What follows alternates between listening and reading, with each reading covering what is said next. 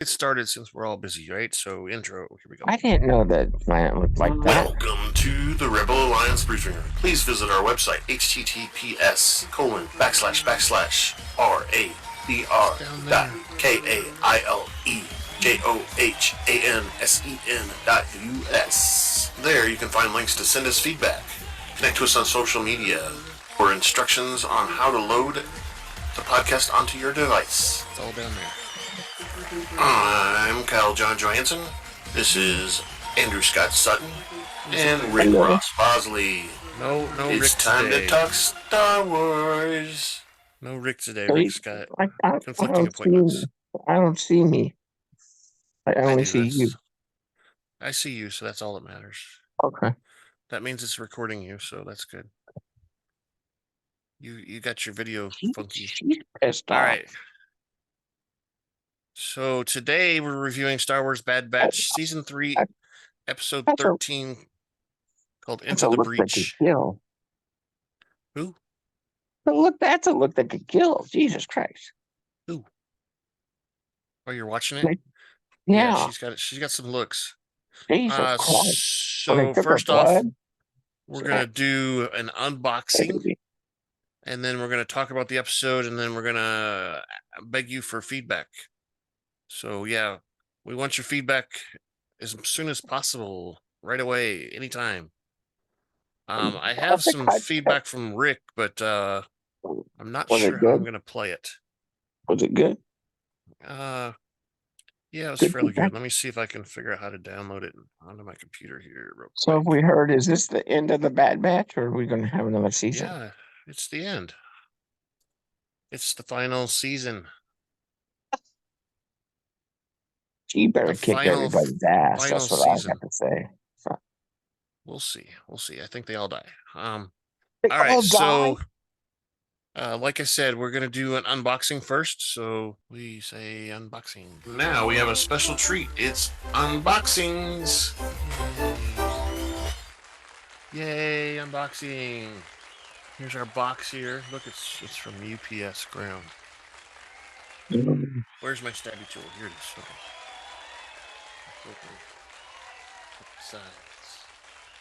Up the sides. What do you think it is this time, Scott? What is it? Is it Princess Lamy? No, it's wrapped in paper again. Doing it. Keep us on. Keep it safe. Let me get rid of this. Same box. Okay. There it is. Oh, that light above us is not very good, is it? Well, that's a little bright light. Let me turn that off because that'll help a little bit. Oh, that's too much. That's horrible. Okay. What is it? Okay, so it says Obi-Wan Kenobi. 629. Let's get closer there so you can see it better there. Oh. Look at that. So let me turn it on side. So you can see the better. He's got his lightsaber there. Yeah. 629 is the number. Like I said, each one of them has when it's manufactured, it's a new number. So that's the production number. That's the number that came off the line. Sort of, because they're grouped together. So like, if you look on the back here, see there's a group of right here. Okay, I understand. They're all in order. So this is Obi-Wan Kenobi. He's 629, and then the fifth brother here is 630. Blah blah blah. So this is the Obi-Wan collection from the show. Okay. Yeah. And we're doing Obi-Wan. Here's the side view. You see the side view, puppy? Yeah. And then there's the top with his eyes there. Look at that. It's Obi-Wan. So that is our unboxing. Yay.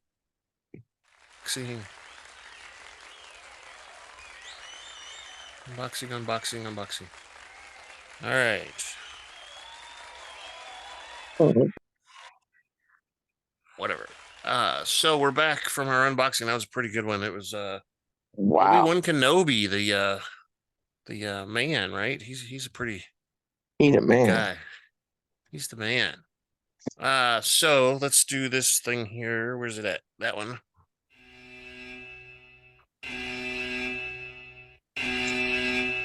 So that's our spoiler sound. That just means that, we don't want you to watch this anymore unless you've seen the episode, because that's very important. We're going to spoil everything for you. Including right now, we're going to talk about cast and crew. So we've got director Saul Ruiz, writer was Pat Rao, and the editor is the same. It's always Matt Michnovetz. Then the music is the same too. It's Kevin Kiner, Sean Kiner, Deana Kiner. In the crew, we had our regular, Clone Force 99. We had Hunter, Wrecker, Batcher. There was Commander Scorch was in there, and Crosshair. They were all done by D. Bradley Baker. Omega was in this episode quite a bit. Michelle Ang is Omega. We had AZ3 was in here. Ben Diskin, and he was also an Imperial tech. We had Dr. Scalder, which we don't see very often. That's played by Helen Sadler, Sadler. Royce Hemlock again, of course, the Doctor, played by Jimmi Simpson. There was a Stormtrooper #1, played by Jeff Boehm, and Lieutenant Novitz was also played by him. And then we had Emerie Karr, of course, and she's running the special projects area now. Now we have all the little kids. Sami, I think that's the new owl-looking kid, played by Naiya Singh Padilla. Okay, that's a fun name. Stormtrooper, played by Matthew Wood. An Imperial pilot, played by Noshir Dolly, who also played General Rampart, or Admiral, whatever his name is, Rampart. And then some more of the kids, the SP-54, which is Eva, played by Owlin M. Whelan. SP-32, which is Jax, played by Ivan Sin-Itzton. And Byron, played by Shelby Young, which I think is the green guy that was the kids. Yeah, so we're going to play a commercial real quick so I can take a drink.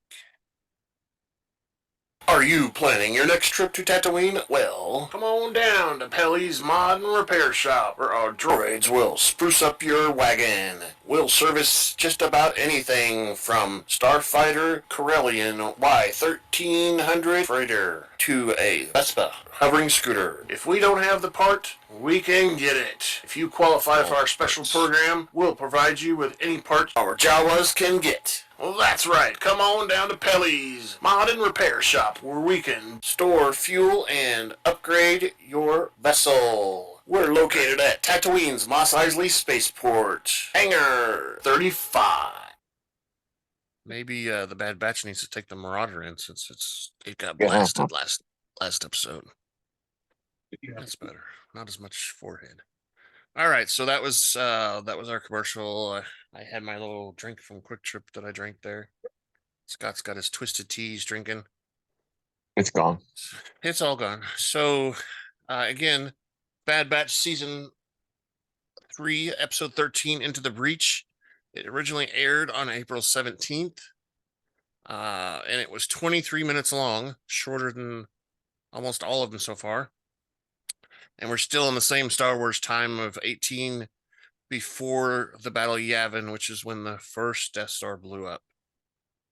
Well, Scott, you drank all of your other drink, but it's time to grab your favorite beverage, pull up your chair close, and join us in the Rebel Alliance briefing room. All right, so we're going to talk about this here. The episode starts out with a shot of Tannis base from above, and there's a nanny droid that enters the red screening area leading to the Tannis vault, flanked by several Imperial scientists and clone commandos. The nanny droid slots a data pad into the wall, which activates the bell alarm, and the bells silently chime. Omega and the other Force-sensitive children climb out of their bunks and head to the tables in the center of the vault. while Omega gazes at the scientists and staff in observation decks above. Omega introduces herself to the Kitosh, who introduces herself as Eva. Eva explains to Omega that the Imperials want them to play a hologram game. Omega notices that Eva has a Tuca doll, same Tuca doll that she got when she was in prison before.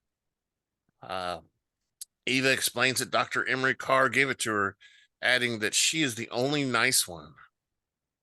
Omega asks if the adults above are always watching, and the Merlin named Jax confirms this is the case. Eva introduces the other children, Sami and Byron, which is the green guy, I believe. So when Omega asks how long they've been here, Sami says the Imperials don't like to talk about that among themselves.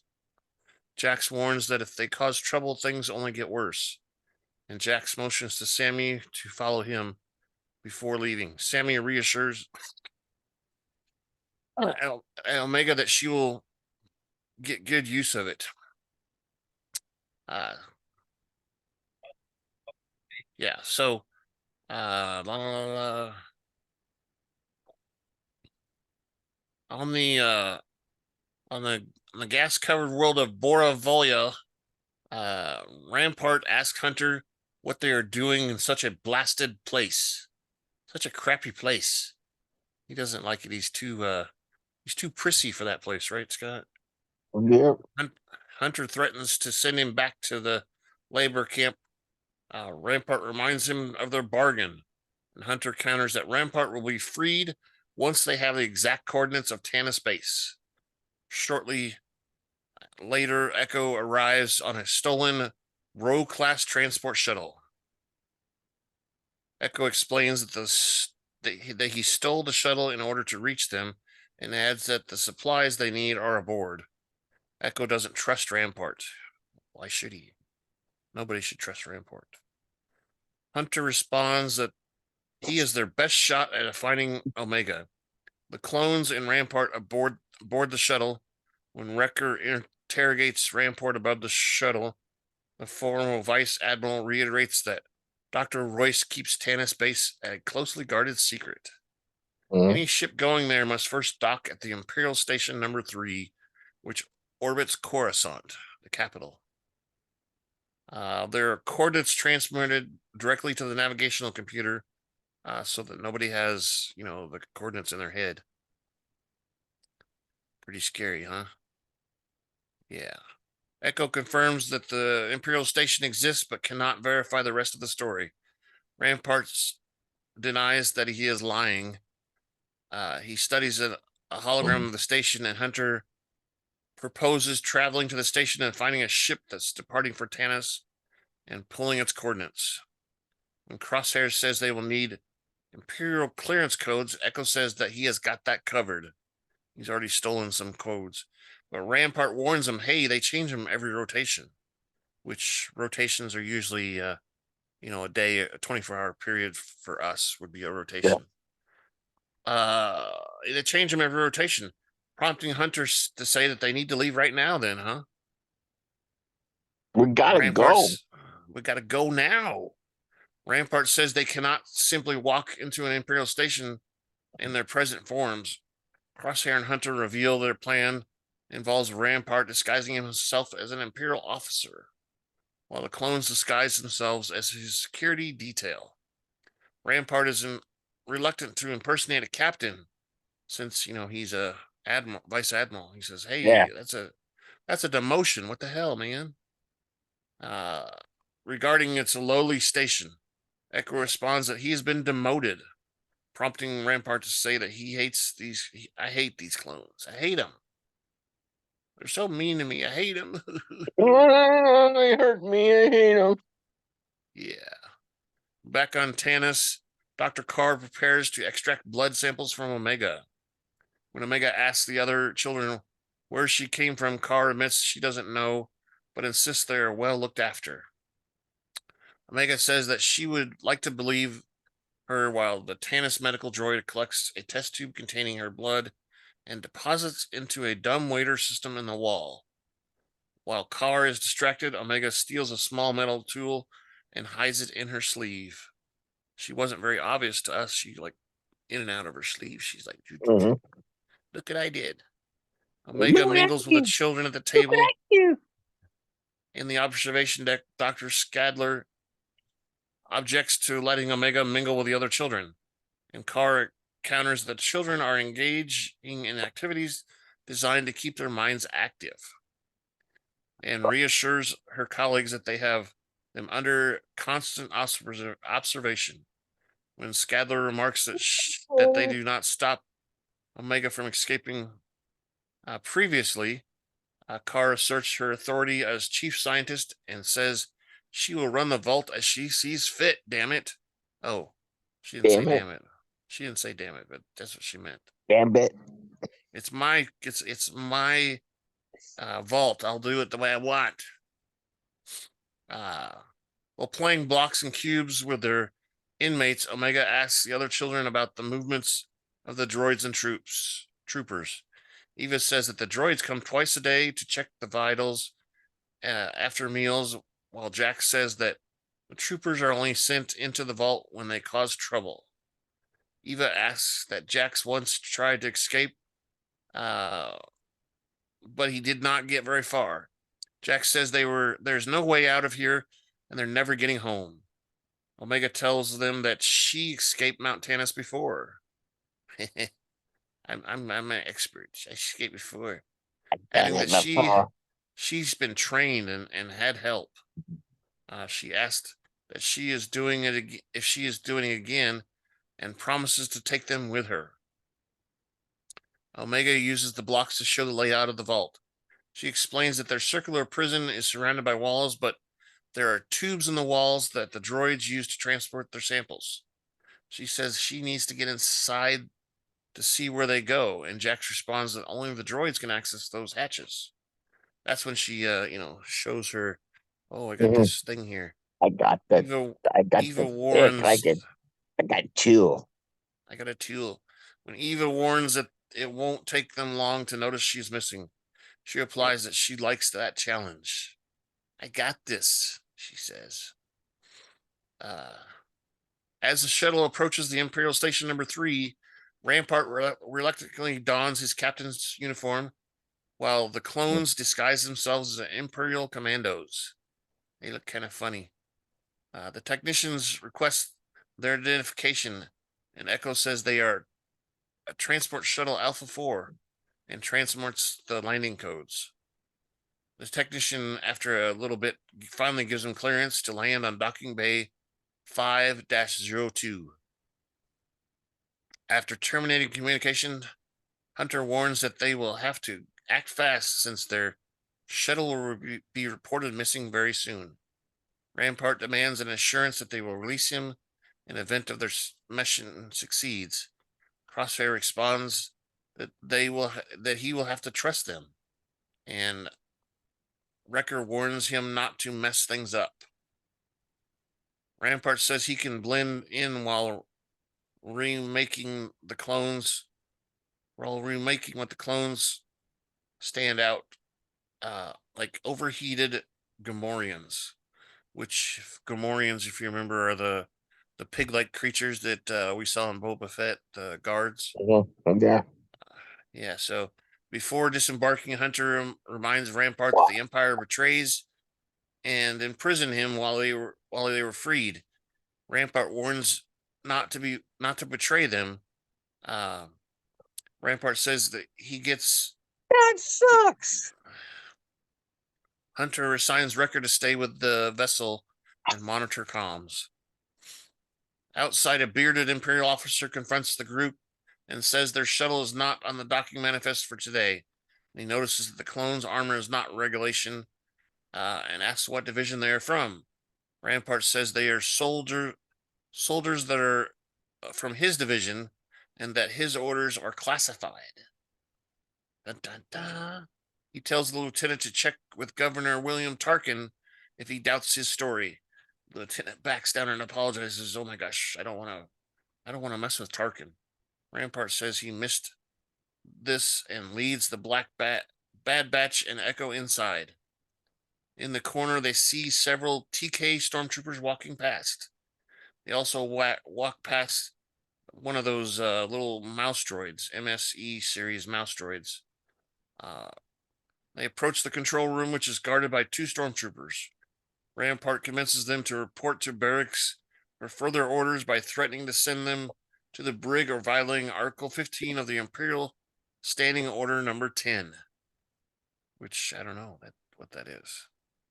Inside the control room, Rampart requests a station manifest from the weapons technician. When the technician requests his access card, Hunter stuns him. Pew, pew. Echo uses his cybernetic link to access the computer.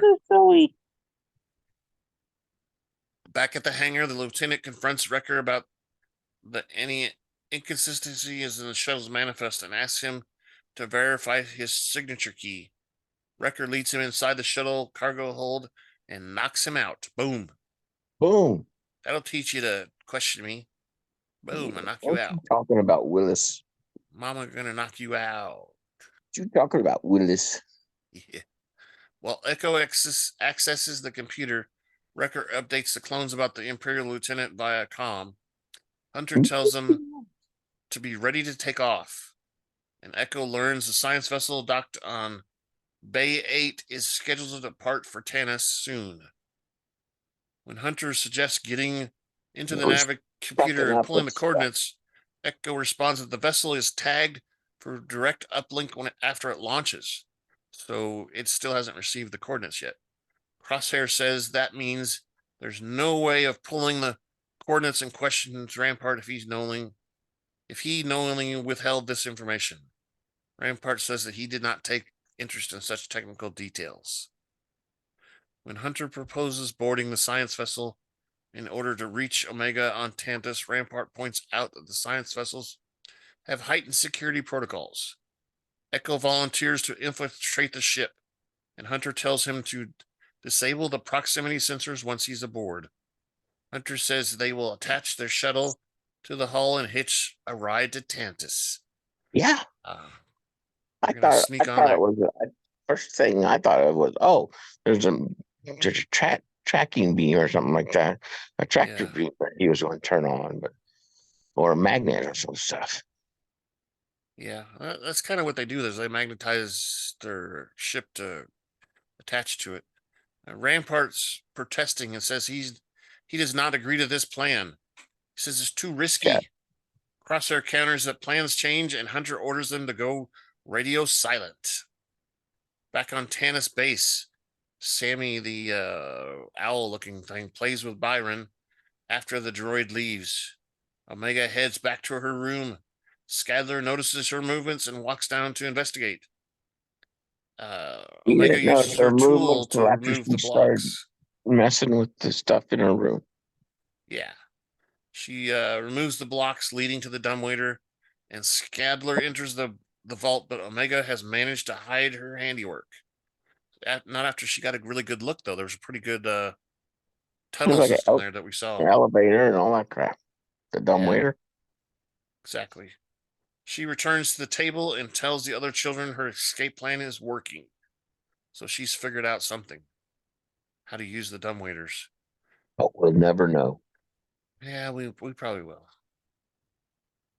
I think they escape, but I think they capture her again. But anyway. This is the last episode. No, it's the last season. Oh. There's 3 more episodes. Oh, thank God. Well, it kind of pissed me off. I didn't think it last. No, they can't leave it like this. Yeah, we're almost done here. So, at the Imperial station, Echo enters the Imperial science vessel's hangar. Stormtroopers are boarding the vessel while astromedic droids enter the ship via suction tubes. You go outside, go potty. Echo decides to enter the ship inside the suction tube to hide from the Stormtrooper. At the helm of the science vessel, the ship's captain orders his crew to initiate the launch sequence. Meanwhile, the other clones and Rampart return to the shuttle while Wrecker removes the unconscious lieutenant. Echo contacts them and Hunter tells him to disable the proximity sensors. The stolen shuttle trails the science vessel. And the vessel captain is informed by the crew about unusual droid activity at the rear of the vessel. The clones and Rampart wait for Echo to disable the proximity sensors. Echo stuns the Stormtrooper, who is sent to check the droid compartment. He gives the captain the go-ahead. Rampart wants to abort the mission, but Hunter is determined to proceed. And the ship's the ship's getting ready to go, man. You better hurry. Get those things disabled. Crosshair and Wrecker restrain Rampart, and Hunter takes controls. Echo disables the proximity sensors at the last minute and gives the clones enough time to detach the shuttle before it jumps to hyperspace. It's like, it was like the last second, and then the credits start rolling. So yeah, that was a somewhat exciting episode. It was interesting because we're getting a plan that she's building too, right? Yeah. Who's the strongest of who's the strong kids are they going to take? Is the owl going to have to ride on somebody's back? Yeah, probably. That escaping kid? It's just a little kid. Okay, let's see which one's first. Sorry, Scott, I'm looking at these come out Tuesday or Wednesday? Wednesday. All right, so I'm going to play. Rick left two messages for his feedback, so let me play them. Wait a second. See if you can hear. It's going to start here in just a moment. Okay, this week's episode was really good. Probably one of the better ones of the season just because it was full of action and a lot of stuff going on, kind of in behind the scenes, I guess, kind of the same. Did you hear it? Well, barely. My goodness, I heard him. Okay, let me start it over because it started in the middle. Hold on. Okay, this week's episode was really good. Probably one of the better ones of the season just because it was full of action and a lot of stuff going on in behind the scenes, I guess, kind of to say. So, don't really know for sure what's going to happen with Omega. Bust out, or at least make an attempt. I think the scientist is probably we're going. She's realizing that she's on the wrong side of things. I can't think of what her name is off the top of my head right now. I'll think of it later, whatever. Emerie. The fact that they were able to attach themselves to the transport means she is going to find them, or they're going to find her, one way or the other. They're going to make a connection. Rampart is kind of the wild card. I haven't quite figured out how he's going to play into this, but somehow he is going to play a factor in the last few episodes. But overall, I thought it was a really good show. Like I said, I think it's one of the better ones this season. A little confused how it's going to end with just 2 more episodes. I am too. I guess we're going to find out since I'm way confused. Less than 30 minutes. That's the point, right? Really hoping one of them goes a little bit long, or both of them actually. But we know that the 30-minute mark is kind of where they've been standing, so we got an hour left in the show to figure out what's happening. So, kind of a little anxious about next week's episode, because I think it's going to tie some things together leading into the final episode, and then when the final episode hits, we're done. So, kind of a bummer. But this episode definitely was good. Had a lot going on, action-wise. A lot of stuff kind of just flowed. Left us wanting more. Yeah, he did another second one here, so let's see what's on there. Wasn't for sure how long I had, so I only went about a minute and a half or 2. So one of the things that really kind of I enjoyed, I guess, was the fact that they sterilized their uniforms or their armor, more so than their uniforms, their armor, but it kind of gave them a unique look, and I kind of wonder why they didn't really stand out or were questioned, since obviously their armor looks different than everybody else's. So kind of a little confusing part there. Obviously, Rampart knows his part and can play it, and say they're a special unit or whatever. But kind of surprised me it didn't arouse suspicion. Yeah, me too. Yeah, their uniforms are different, but they Mm. look more like those clone CXs, those Yeah. CX2 clones. Didn't That's what they? I But thought. didn't they like spray paint them or something like that? Now they basically cleaned them. Yeah, spray painted them, whatever you want to call it. But they had scratches and bumps on them, so they just kind of smoothed them out and made them all Yeah. uniform color. Okay. All basically black or gray, whatever you want to call that. Hi, Tony. Hi, But Raven. yeah, I'm anxious about the episode too, because there's not a lot left of the show. Thank you, Rick, for feedback.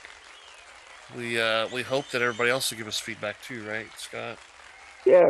We're gonna ask for feedback here in just a little bit, but I wanted to see, Scott, since you're anxious about it. What do you think's gonna happen? I mean, do you think Omega's gonna be able to escape, or is she gonna be doomed to stay there forever? Until the place gets blown up later on. Well, I hope she escapes, but I mean, I don't think, I mean,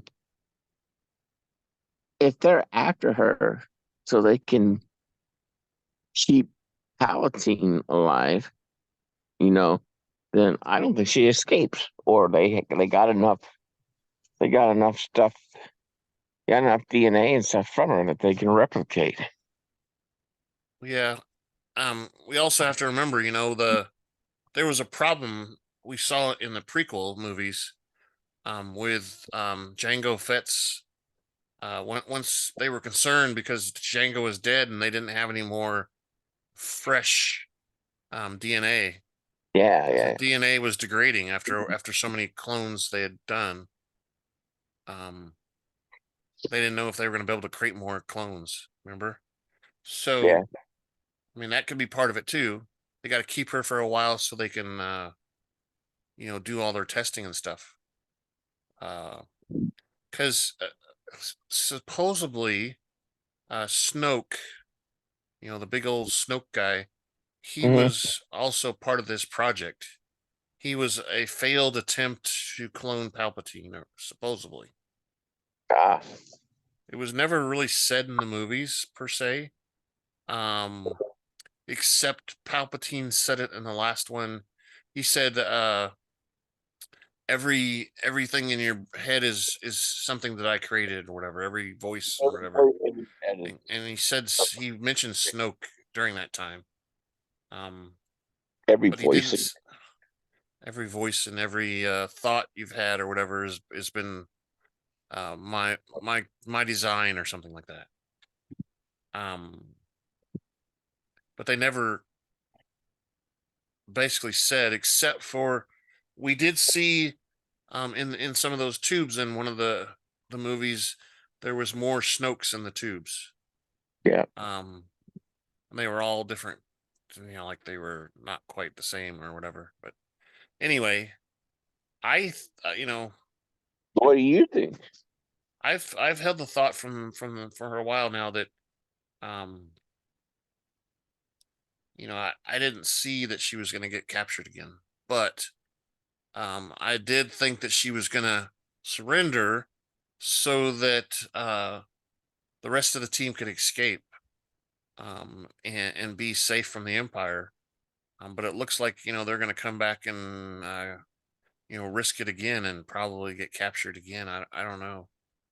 I just think that I think there's going to be more casualties than what we've seen so far. Like they Tech is dead, if supposedly, right? Maybe Mm-hmm. we might see him again, but maybe he's dead. Maybe more of the Bad Batch gets killed. So do you think that uh that nurse or whoever took over the head of the project, do you think she's fallen in line now? Um, She seemed to just go about her business. well, I think she's kind of doing like Nala Say did. Nala Say was following orders, but she also was helping Omega escape. And I think that Dr. Emerie Karr, who you're talking about, I think she is willing to help too. She just knows that they're watching her closer because of what Nalase did. So I think her putting Omega in with those children is basically her saying that she knows that Omega's going to escape if she does. Yeah. The only way that Omega wouldn't escape again is if she isolated her. So That's true.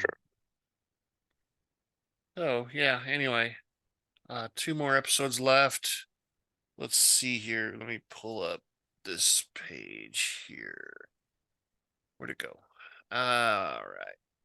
I'm gonna tell you what the episode titles are because there's episode 14 and episode 15 left. And we were kind of worried about spoiling and whatever, but I don't. It's too late now. Yeah, I was gonna say, don't they not release those until like, or No, not even? they released them before the season even started.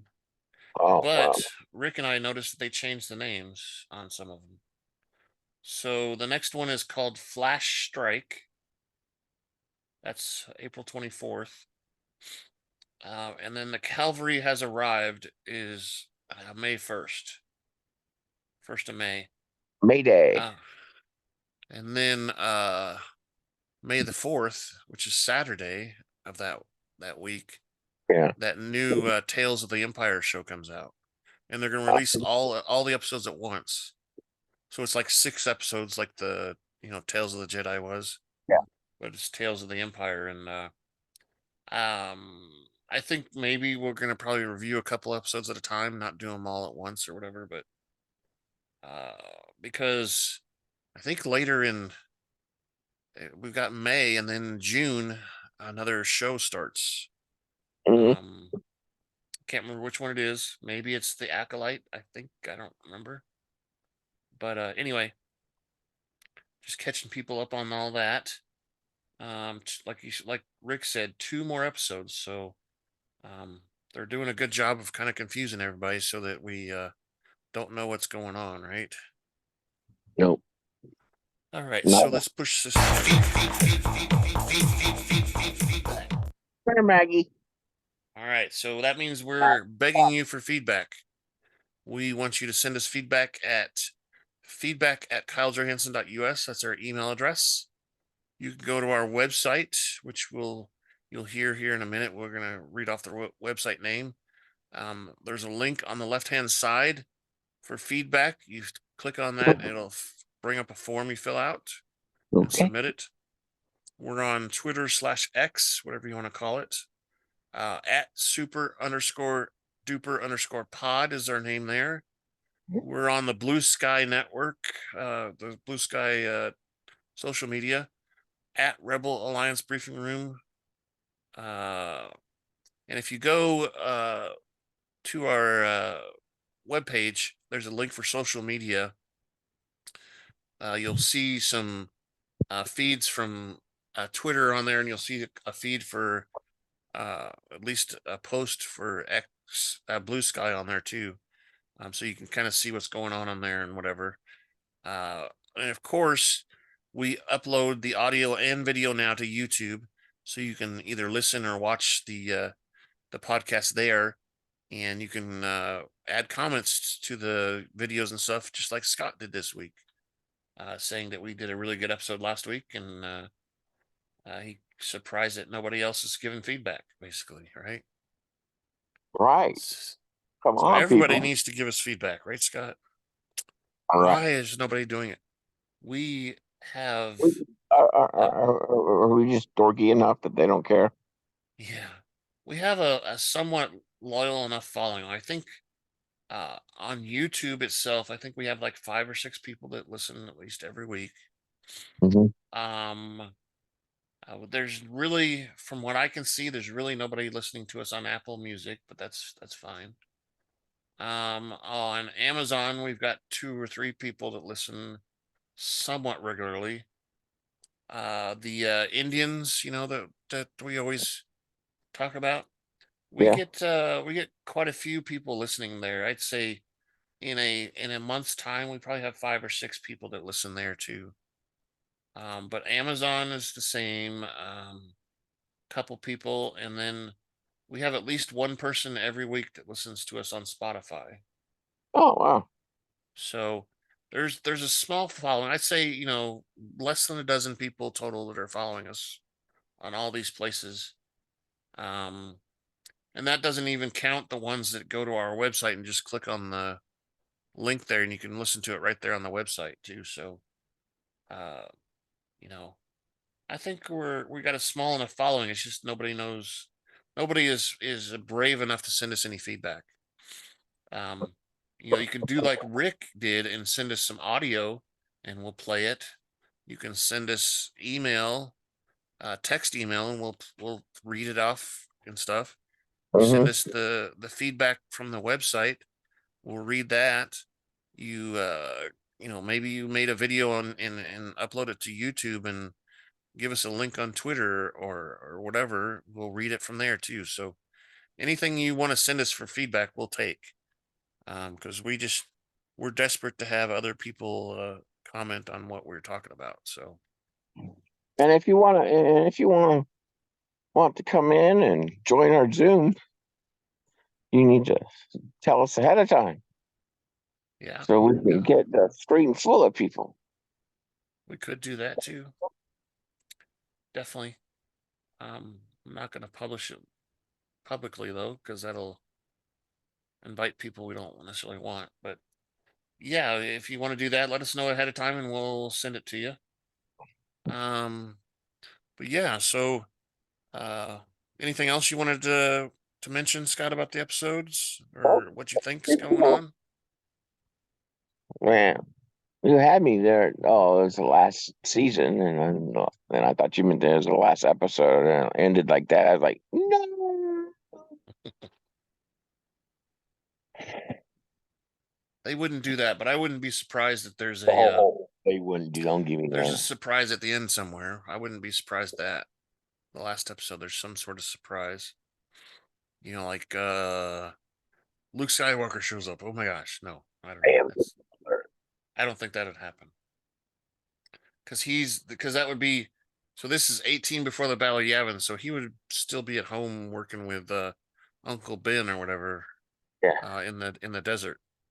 So he'd be too young. He'd be like barely a teenager at this time. Actually, he's probably just a little baby at this time because 18 years before, and supposedly, when he was flying the ship into the Death Star, he was like in his 20s or maybe 18 or something like that. So this is really early for him. So it could be Obi-Wan Kenobi shows up. He would be around. A young Palpatine. Palpatine, but why would Palpatine want them to escape, especially when he needs Omega? I don't know. Darth Vader's not really around either. Darth Vader isn't until like 7 or 8 before Battle of Yavin when he becomes a thing. So I don't know. I don't know what the surprise could be. It could be maybe Mace Windu shows up or Yoda.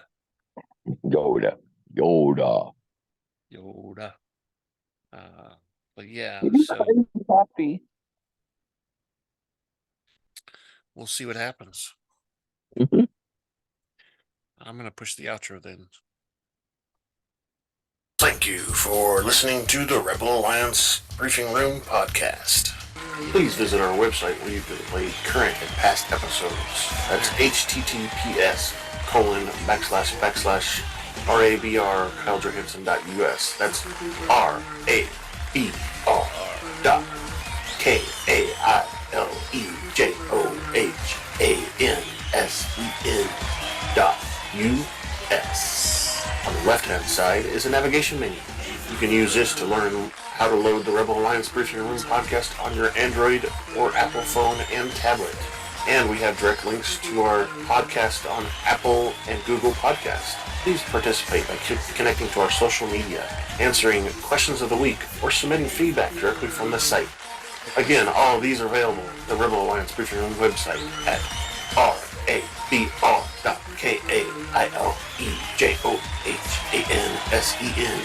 rabr.kailejohansen.us. Yeah. This podcast in no way is approved, sponsored, or owned by Lucasfilms Ltd., Disney, Disney Plus, or any of its subsidiaries. All opinions are solely owned by Kyle and or Scott and in no way express the views or opinions of their past or present employers.